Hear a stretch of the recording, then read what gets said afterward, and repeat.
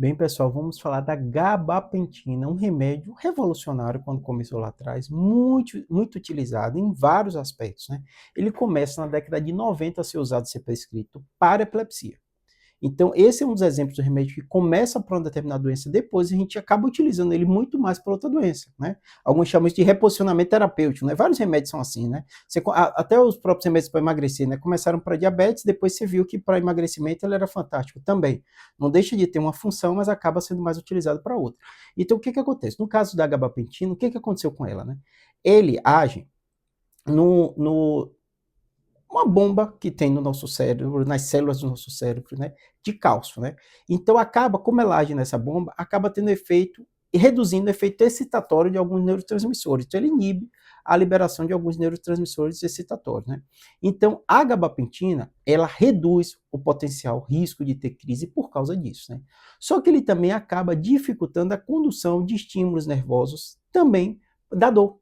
Então, imagine, ele começou e funciona, gabapentina para epilepsia, mas também ele funciona para dor. E aí, dentro do arsenal terapêutico que a gente tinha, a gente percebeu que a gabapentina ele cumpria um papel muito importante para o controle da dor. E hoje, ele é muito utilizado para isso. Ah, Júlio, você usa para epilepsia hoje? Muito raramente, como primeira escolha, né? Às vezes você tem um contexto de um paciente que já tem dor crônica, já usa a gabapentina e acaba servindo para as duas coisas. Aí eu tenho alguns pacientes nesse contexto, né? E acaba ajudando a controlar as crises. Mas de uso isolado, começando com gabapentina, hoje é muito raro. E aí o que acontece? Da década de 90 para cá mudou isso. Né? E aí o que acontece? Se você entende que ele age nessas bombas que vão liberar alguns neurotransmissores excitatórios e ele age desta maneira, inibindo o estímulo da dor, ou a condução do estímulo da dor, e além disso, para a epilepsia, você imagina também os efeitos colaterais, né? Inibe, agem diretamente, né? Inibindo, o que, é que pode acontecer? Sonolência, tontura, desequilíbrio. Então, eu tenho muitos casos de pacientes que usam gabapentina para dor e tem efeito colateral com essa medicação. Hoje em dia, a gente acaba utilizando mais, claro que não está errado, é decisão de cada médico, dentro do contexto dele e tal, mas com a mesma lógica para inibir esse estímulo da pregabalina, que tem menos efeitos colaterais. No dia a dia, na prática média, a gente acaba isso. Júlio, se eu usar gabapentina, eu uso também gabapentina. Depende do contexto do paciente. Tem paciente que tolera mais um, tem paciente que tolera mais outro, tem paciente que se dá bem com um, melhora a dor com um. Então, às vezes, a gente faz essa jogada, né, de começar com a pregabalina, não funcionou, você tenta a gabapentina, e aí, às vezes, tem paciente que funciona mais com um, mais com o outro. Qual o grande problema da gabapentina? É essa questão da sonolência, tontura. Então, alguns pacientes acabam não tolerando muito bem, fica, eu estou mais lentificado, meu raciocínio não está tão bom com isso. Lembrando, toda vez que eu falo de efeito colateral, eu tenho um vídeo antigo aqui da gabapentina, e eu vejo pacientes comentando assim, como é que o médico me dá um remédio desse? Vi agora no seu vídeo desse efeito colateral.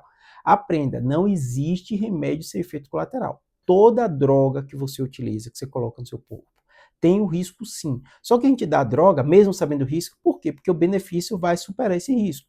E nem todo mundo tem esses efeitos colaterais. A grande maioria das pessoas não vão ter efeitos colaterais.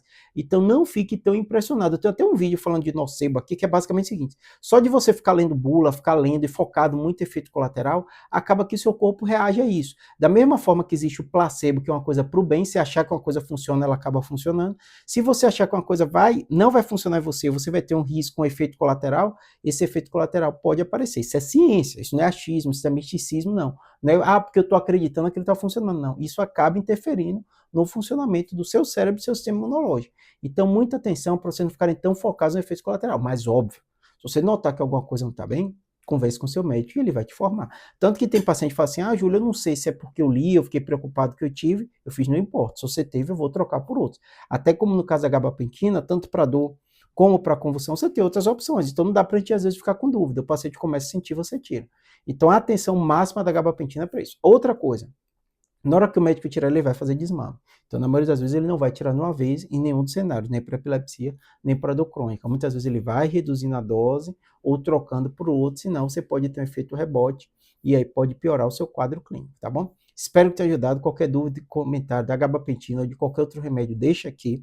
E eu sempre leio os comentários, às vezes não consigo responder, mas faço um vídeo específico respondendo vocês as dúvidas. Um abraço.